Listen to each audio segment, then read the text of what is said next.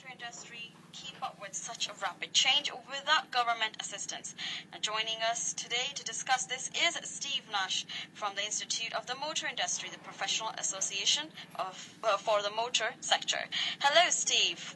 Hello. How are you today? I'm very, very good. Nice to be speaking to you, actually. I only live just up the road in Wexham. Oh, are you serious? So I'm a local lad. Nice, and you could come in the studio and say hello to us personally. I should do, yeah. Yes. Well, once again, thank you so much for joining us today, Steve. Now, I'm going to start off with asking my first question regarding this, because, of course, it's a very interesting article, especially as the investigation that gets away regarding Volkswagen, ammunition test and etc. So, how many people in our area are actually looking to switch to hybrid or electrical vehicles?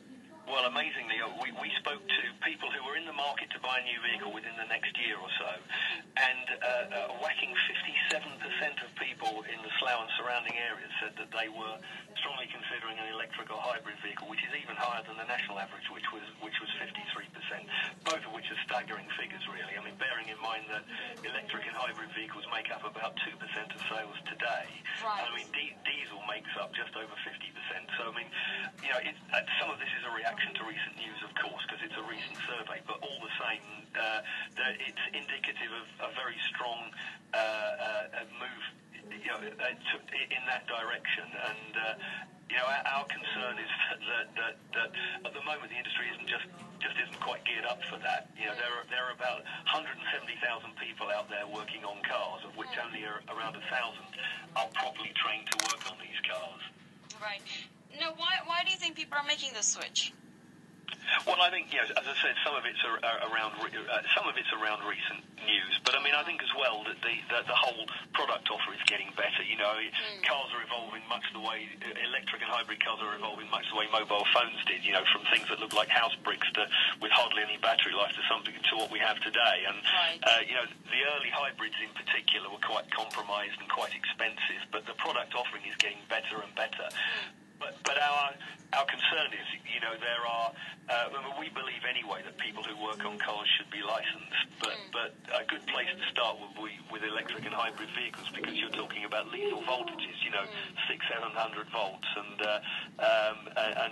we're already doing that work with the Malaysian government, which is a much smaller, less developed market than ours. So we feel that they're kind of showing us the way on this.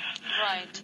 Now, how do you think this will affect our car motor industry, or how is this actually affecting us right now as far as the car affecting the motor industry? Well, look, I mean, I don't believe, in practical terms, you're not going to see a sea change overnight, because the industry isn't geared up for that. They couldn't suddenly switch into 50% of their production being hybrid and electric vehicles. But what will happen is recent events will definitely, manufacturers were looking at moving towards that direction anyway, and recent events will have brought those developments forward. And I think that, together with the fact that the public are, bearing in mind, cars your second biggest purchase, isn't it, next to a house? And right. People want to be prudent, and people are scared about rumours of restrictions in cities and stuff for diesel cars, and it's making them think very carefully about their next purchase. And so, from our point of view, we're saying, right, well, let's not do what we did with the move towards diesels and sort of legislate as we realise problems arise. It was all about CO2, then it was about particulates, now it's about nitrous oxide, and let's look at the whole thing and let's make sure we're geared up for it. And right. this, the skills piece is one of those angles that we're particularly interested in. Right. So what do you think the industry needs to do to get up to speed with this? Well, from our point of view, as the volume of cars increases, the only way to make sure that the public can go to properly trained and competent people, and that nobody's endangering themselves working on high voltage systems they don't know about. We believe that some form of regulation is required around that. We have the framework there. We have a publicly searchable database of qualified individuals called the IMI Professional Register, which people can find through Google. And right. We would like to see government take this piece and go, we'll put some legislative framework behind that. Mm-hmm. So make it a little bit more legit, make it almost like a necessity for mechanics. So that's actually my next question for you, is how can we encourage more mechanics to specialize in this area?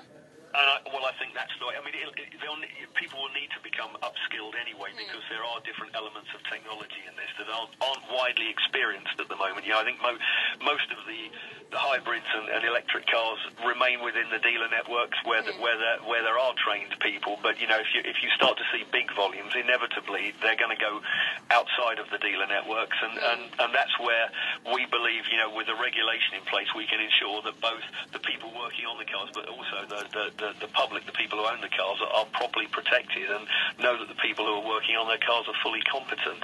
Right.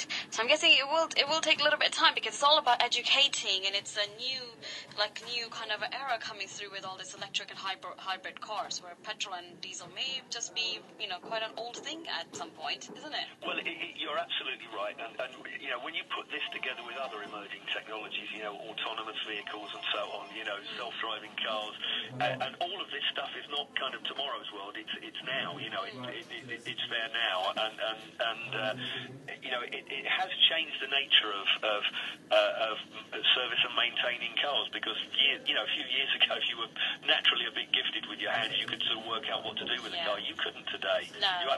Even somebody who was qualified 15, 20 years ago, who came back to working on cars, they wouldn't know what the hell they were doing. No. You're absolutely right. Yeah, I open my bonnet on my car and it's like, what? No, just take it to the service. Best left alone, yeah. Right, exactly. But thank you so much for all that. Now, of course, where can my listeners go for more information about educating themselves about this?